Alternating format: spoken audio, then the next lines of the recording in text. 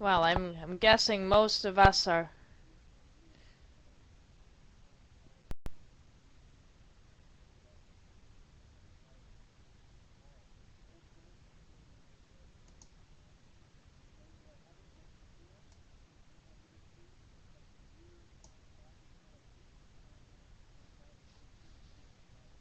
What do you say, Josephine?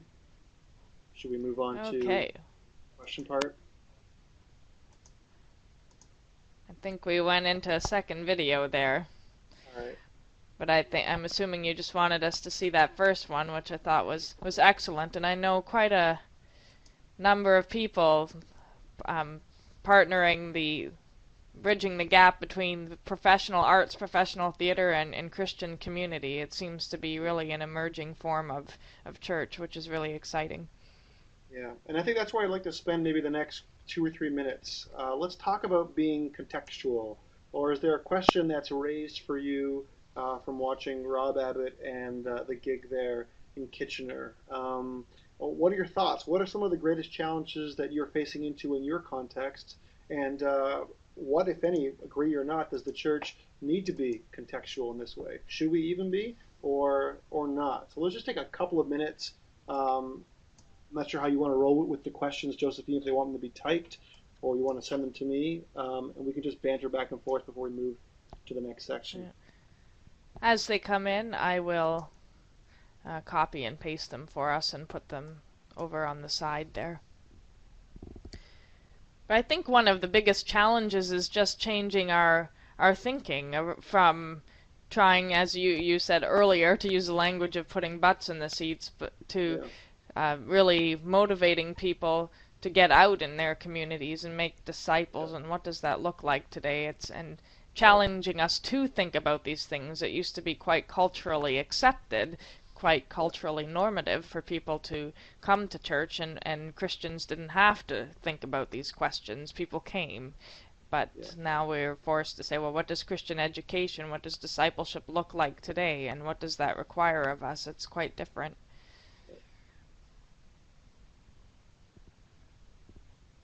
I think part of the move here too is also that in older forms of church they were attractional, like you said, people would just come and they would show up for whatever was being presented.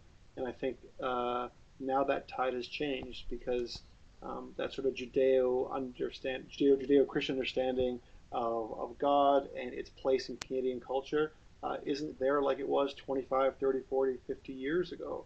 So part of me that's encouraged by these new and evolving forms of church is that they're not waiting for someone to come to them. They're just going out and just being with the neighborhood. And I find that Mm-hmm. really encouraging. And I do find that in line with Jesus's incarnational model of ministry. I think one of the challenges or barriers to us in institutional church, as far as sending out goes, is the uncertainty of the unknown, the new and evolving forms of church. As we keep saying, that they're evolving, they're not yet all in fruition. People are trying things, the Spirit is moving, things are happening, but Mm-hmm. the reality is there are hurdles, there are challenges, and even for those of us in institutional church that are transitioning to a new way of being, but still staying within the walls of institutional church. The younger generation, people that are coming in and doing ministry and doing it differently, um, it's not the same as it used to be. And I think it's easy to feel a sense of, yes, this is great, you're trying these new things, but Yeah. it's not working. If we just went back to the way we used to do things, it worked. You know, the church was full, and kind of this sense of new is not always better. The way Mm-hmm. culture is changing, Mm-hmm. it's not better. It's just there. It's just change, and we need to adapt. But I see Sandra has said something here, and I'll read that out loud. We need to move away from the congregational model, which relies on bums in seats and volunteers to administer the entire thing to keep the organization going. Then we're released from our anxiety around getting new members and can focus on developing relationships and providing transformational community. Absolutely, and I think that's a very accurate statement. But as you probably understand, and like Josephine, you said, that's a huge shift in thinking, because I grew up in the setting that, hey, let's grow this church. Hey, let's get more people out here. And there was, at least in my upbringing, there was this sort of like sense of urgency that if you don't hurry up and do something, people will perish without knowing Christ. And now, as I sort of backed up and in my ripe old age of 36, I've said, well, hold on a second. I've never found anywhere in Scripture, at least with Jesus, where he has this sort of sense of urgency, like, oh, you better hurry up and do this. It's more the slow and steady wins the race. Do the things that I've taught you to do. Heal the sick, be good, be loving, be hospitable, be generous. These are the earmarks. These are the fruit of the church. It's not about us saying how many people can we convince to think the way that we think, like Rob was saying in that clip. It's more like, let us live out this good life of being the church. And I don't need to seal the deal on anybody, but I know if my life is lived well, the fruit speak for itself. And that becomes attractive to people who are spiritually curious, at least I think. I think it's hard for us, though, to transition to that way of thinking. Yeah. I think if most of us are honest with ourselves, we like to be told what to do to some extent. I think, Sure. there's a growing sense we don't want to be preached to. Mm-hmm. But in some ways, if things were given in a neat package, if you do this and this, you'll be a good person. Sure. Um, but this new way of being church, doesn't require us just to go and listen to how to live a good life. It requires us to think through those questions for ourselves. And what does that mean? Yeah. It's hard. It's a different way of being. It is. And I think as we move in to this next section here, which I've entitled Balancing Tradition and Innovation, I think that's something that these new forms of church are trying very hard to balance. So the late theologian Yaroslav Pelikan said this. He said, tradition is the living faith of the dead. Traditionalism is the dead faith of the living. We've often understood Hmm. tradition as, handing down something that is of value to the next generation. And what I've observed with these new and evolving forms of church is a borrowing from the very best of Christian tradition and then re-engaging it into the present. And the point being is to channel their efforts into the creation of fresh yet accurate expressions of the church. And in a way, they're working out their faith and their theology out loud. But in effect, this too connects them with those who have gone before them, those who have gone before us. And this didn't strike me super hard until I read this book right here. It's called The Passion in Art by Richard Harries. And it's a brilliant retrospective look back at Christian art over the last 2,000 years and how the church has sort of worked out her theology out loud through art. So he brings such things to light as it wasn't until the year 400 AD that Jesus was even depicted on a cross. Because up until that time, the church was still very awkward with this idea that their God, that their Savior, died this sort of humilifying death. And if you look at some of those very first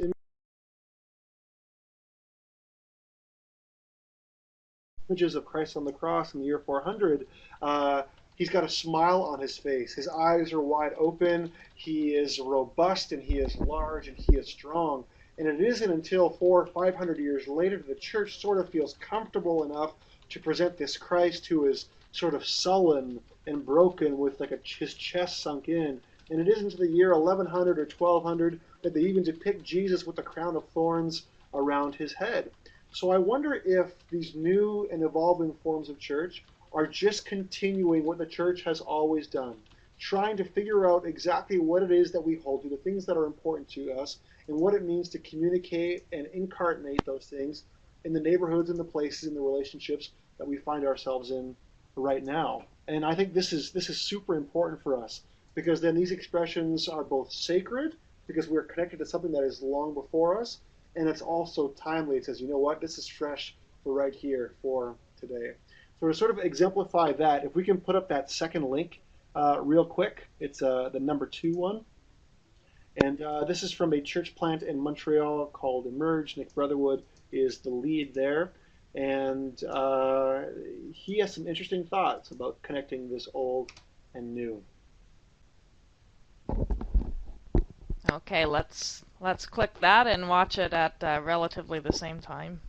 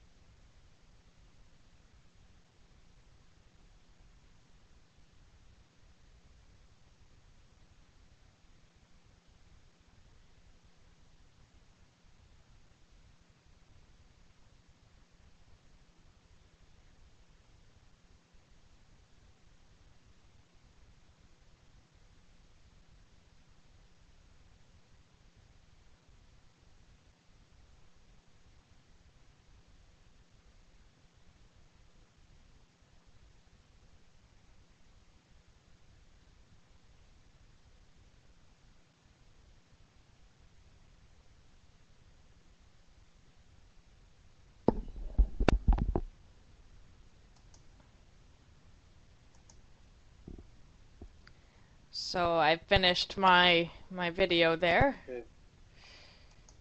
And we'll give people a minute or two. If you have a thought or a question around this idea of balancing tradition and innovation, and uh, and while we give people a second to think about that in our own local context here in Sarnia, Ontario, with the church we planted called The Story, we do our very best to blend those two things. And really, um, there's nothing super radical or new. I think we're just sort of dusting off some of these um, very good things from past expressions of church. So for us, when it comes to worship and song, we're just as comfortable in singing a hymn or a Negro spiritual or something by an independent, contemporary rock artist that has, Jesus overtones to it, and that sort of fits with us, or when it comes to having doubt and questions. And that's always been part of the Christian faith. But for somehow, maybe in the last 50 to 100 years, questions have been seen as being something that's unacceptable in church. But we've sort of created a place for that again. Let me tell actually a quick story or two about it. I remember in our very first or second year of ministry here in Sarnia, we spent a year in the book of Genesis. And the first week, we sort of stopped the sermon halfway through for some question and answer and dialogue, and this guy raises his hand and he drops the very first F bomb in church, at least in our experience. And he said, "This Adam and Eve story," he says, "this story is effed up," he says. And I said, "Well, why is that?" He says, "Because we never could have gotten out of that garden unscathed. God set us up. We were doomed to fall no matter what." And then a few weeks later, we got to the Noah's Ark story, and this girl raises her hand and she says, "I hate this story. I wish I could tear this story out of every Bible." And I said, "Why is that?" She says, "Well, we have this Sunday school tale where two by two these animals are making their way up the ark, and it's so pretty and nice. And then a few chapters later, everyone drowns to their death." She said, "I'm having a hard time balancing this Old Testament God who wants to punch his fist through the planet as soon as I do something bad, and this New Testament God that I've been taught is like a teddy bear that wants to hug me and wants to love me." I said, "Well, it's a tough question. Let's engage that." So in our context, we've made room for sort of old and new things. I think that's vital, and these other churches have sort of shown that as well. So any comments, any other thoughts or questions around the idea of innovation and tradition and balancing the two? Well, I think that's excellent, and you made a comment earlier tonight about not wanting to water down to accommodate to our culture. It's about being contextual, but not trying to. I don't know exactly how you said it. You said it much better, but I think that is the question. We do have a tradition and a belief, and we need to hold on to that connects us to our past and our Yep, ancestors. And it's not all about being relevant, but about blending those two things. that's right. Sandra's typing furiously. Should we give her another 5 seconds to finish up what she's trying to write? Yeah, yeah, we will do that. Wow, that was a good 3 lines written in 5 seconds. So, regarding how to handle our heritage, a big challenge for us in Vancouver is how our presbyteries still feel we need to hang on to our properties. We're sitting on millions of dollars in assets, which could, if converted, be funds to seed new and innovative ministries. Have you encountered this challenge? Absolutely. And this is a tough one, I think, for us to navigate in. And I'm assuming, and I could be wrong on this, at least this is a trend that I've seen. I know Nick and the Anglicans have felt this, is that they have prime real estate in urban downtown venues. And I think part of the demise of the church in Canada is a lot of those churches have already packed up and moved away to the burbs. I am devastated sometimes to see old church buildings rent out into condos and to bars and whatever else. I mean, to have a foothold in important places in cities, um, I say hang on to those if you can, and perhaps start a new work right then and there. I'm not saying just hang on to a building for the sake of hanging on to it because it looks fantastic and pretty. In fact, Nick Brotherwood's church Emerge, there actually rented a room under Montreal's largest and oldest Anglican church, and they do tours out of there every single day of the year. But on a Sunday morning, there might be 18 or 20 people in this cathedral that holds 2 or 3 thousand people, and there they have this little budding church renting like a Sunday school room, like in the basement, like underneath. So part of it's that tension of, are we actually doing something with our resources, which I think is what you're getting at, and the other tension is God asking us to do something new and fresh wherever we find ourselves already. Hmm. Now, I don't know what Sandra is typing there, but the question that follows from that to my mind is, how does that process unfold? And I'm sure it's different in your tradition versus the United Mm. Church.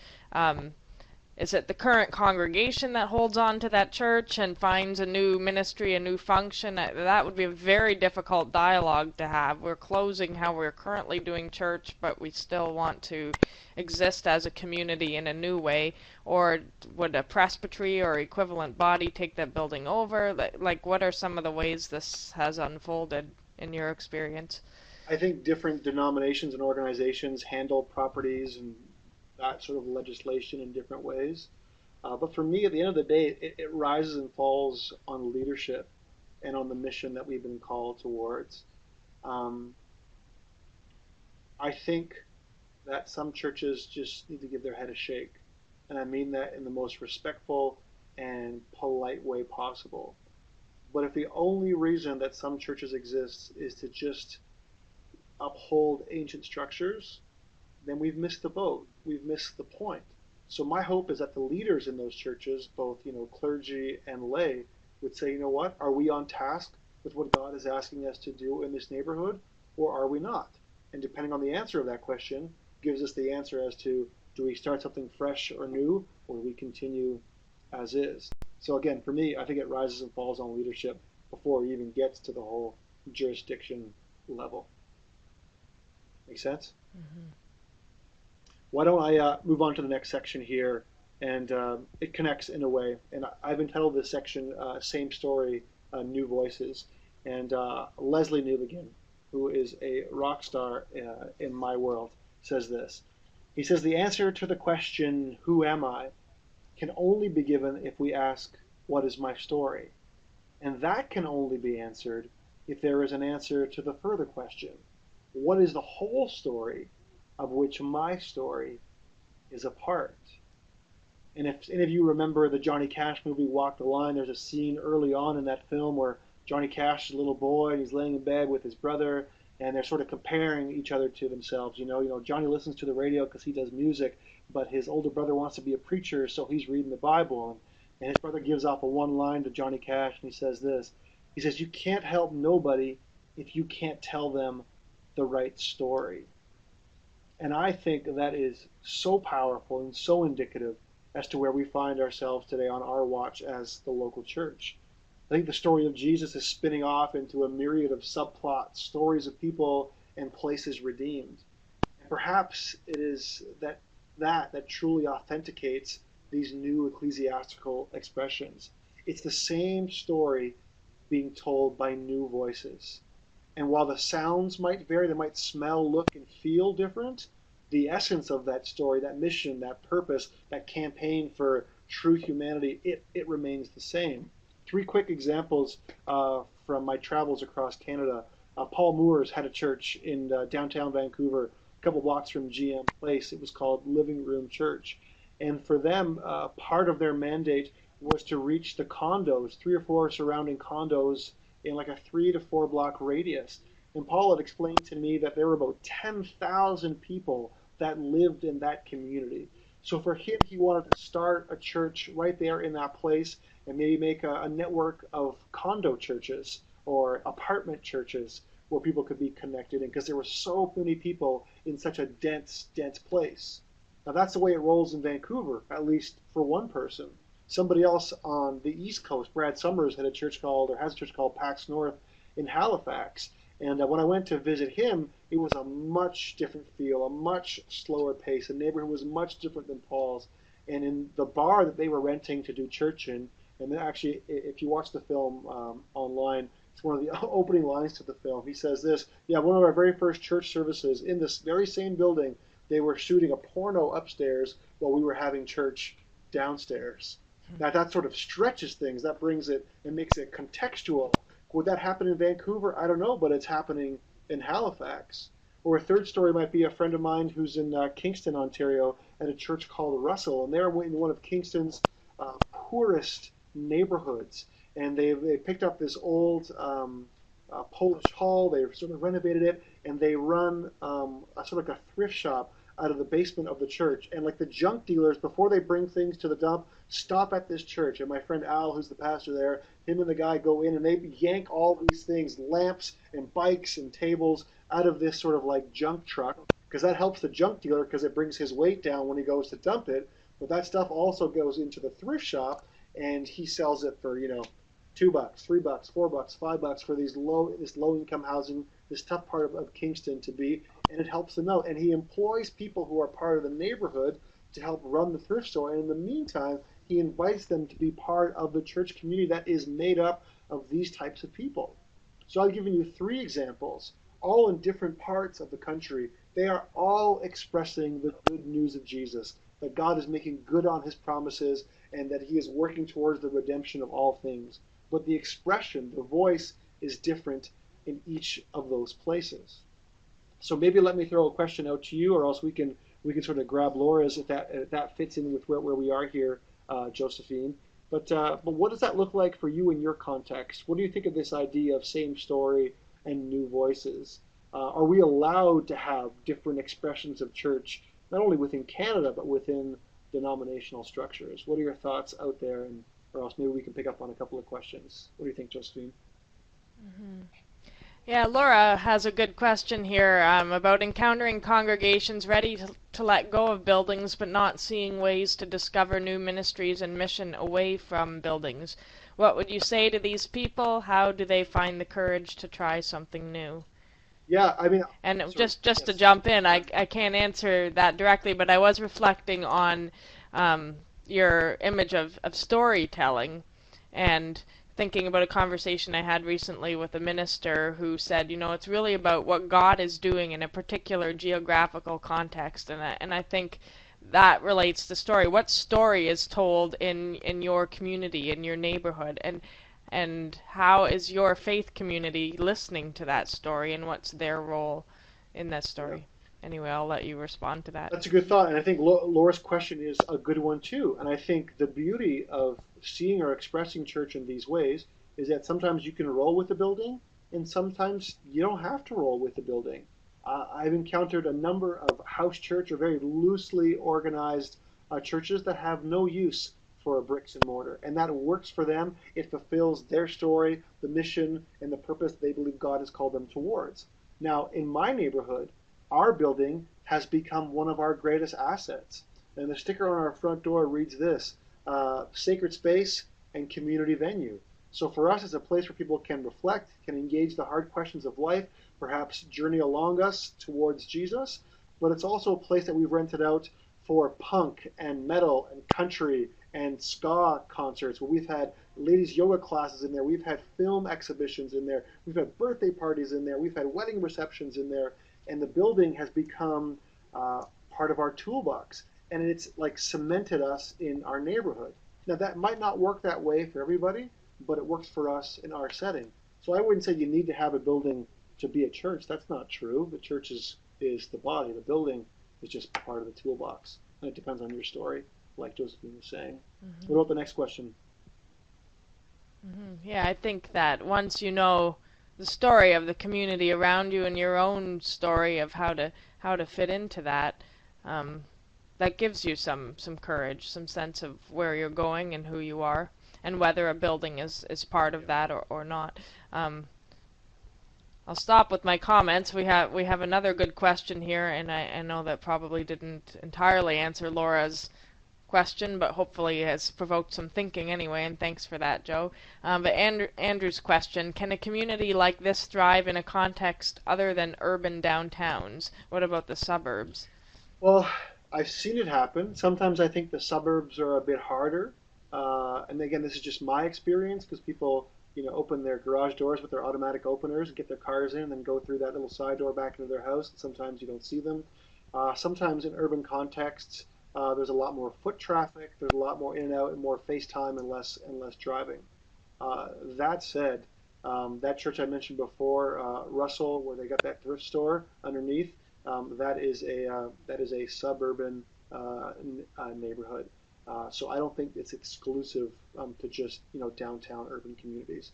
But again, it has to take on the shape of the church, of its people, of its neighborhood, and the leadership is a big part of that as well.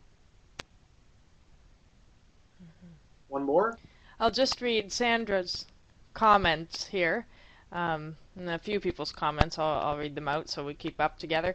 I think we need to live out our beliefs and get people's attention that way before people want to have a conversation about beliefs. An emerging church needs to engage people in making a difference, and when they are attracted to the way we live and express our faith, then they are more willing to talk about beliefs and why we do what we do. Absolutely. Absolutely. Laura writes, "Thank you. I like the sacred space and community venue as a response to the context for some." And Sandra has a question, do you know of any coffee shop, bistro, or bookstore-based ministry? Strikes me that this would be a good non-threatening venue. Yeah, you can check out the freeway.ca, frwy.ca in Hamilton. And there is a book one in Winnipeg too. Scott, maybe you can remind me who it is. That's Little Flowers, Jamie Arkin Ricci, maybe. Oh, sorry, the freeway is frwy.ca. FRW, here, I'll do it. frwy.ca. I'm coming up with something. It might not be the same thing. I just tried it. Sorry, www.the or just freeway.ca. So, I mean, those are two FR. wi.ca. Scott, thanks for the lead on that one. Yeah, so the one in Winnipeg is Here, maybe you want to type that in for some reason. My mind is trying to do too many things, having trouble tracking. Oh, there you go. You did it already. Wonderful. Yeah. So, yeah. And the freeway, I did have an opportunity to check out, and that's just in downtown Hamilton for those in this area. It's quite a neat thing they have going. Yeah. So, new voices and same story. Regardless, this brings out challenges. And I've got a couple of very quick sections here, and I'll sort of mash them together because I want to be mindful of people's times. But sorry, did you have something to say? Yeah, Joe, I just was going to interrupt you there for a minute. I do recognize we started a few minutes later, so I hope that folks are able to stay around for maybe another 10 minutes max. Sure. And we'll try to conclude then, but completely understandable if you do need to go tonight. So thanks for being with us if you need to go, and we hope to see you again. But otherwise, the rest of us will stay around for another 10 minutes. All right, so I'll mash these last two sections together. One I'll call challenges, the other ones I call future and failure. Sandra Day O'Connor says this: the challenge of retelling our tale to new and changing times is a test not of our wisdom, but of our faith. In a way, these upstart communities, they're forced to be innovative, and their values of reform and experimentation often collide with the necessities needed for sustainability. And this creates this tension that puts these communities in a place of perpetual risk. On the positive side, these challenges end up shaping the ethos of the church, and that's good and that's healthy. But on the negative side, there's the lack of resource and profile and success. And sometimes those things are defined by previous generations of church. And that makes it tough for these fledgling churches. It makes them easy targets for a variety of predators. And then we move into the place sometimes where we think about the future of the church and where things should go, and we're trying all these new things. And one of the things we're most afraid of, at least what I've seen and perhaps experienced as well, is this idea of failure. But maybe failure is an okay thing. Let me read you a quote and then say a couple of things here. Walter Brueggemann says this: his churches should strive to create an alternative community, deeply placed in risk, summoned in baptism to a world in which God is a pivotal player. See, the big question in my mind after seeing and hearing what God is up to on the fringes of church life in Canada is how established churches and movements can get behind these new explorers. And as a collective body, what does it mean for churches and movements to recognize the part they play in this journey?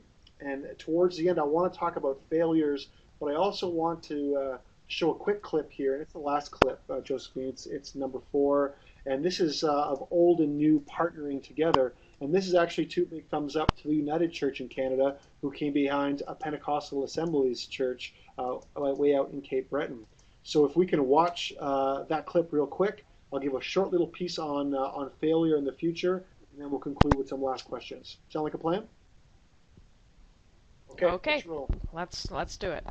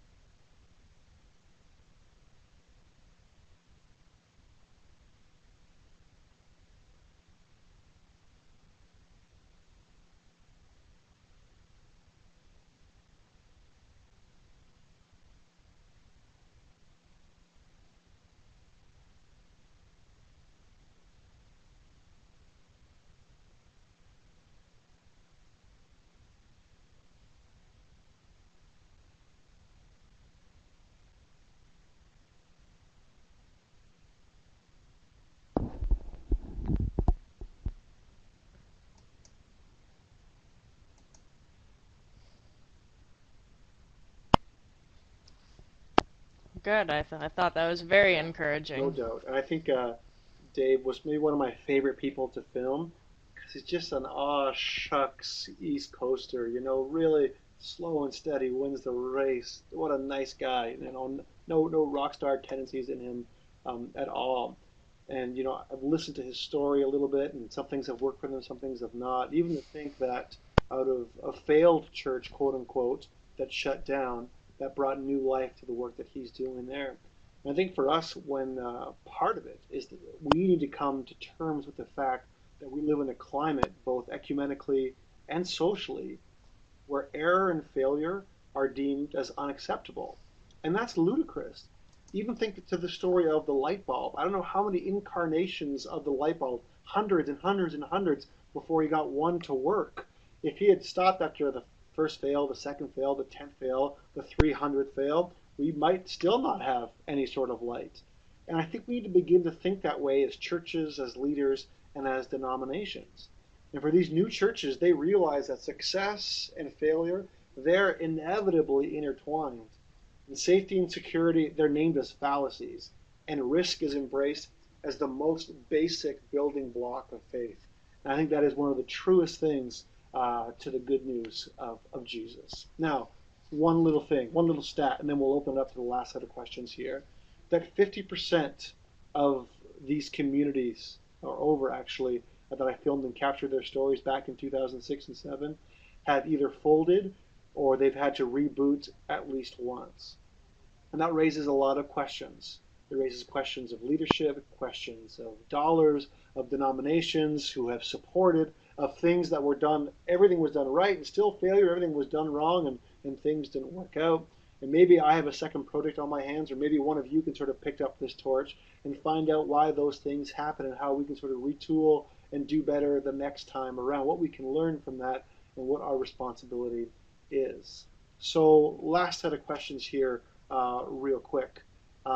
Thoughts on the future, on failure, on new life springing up where life once died. Anyone?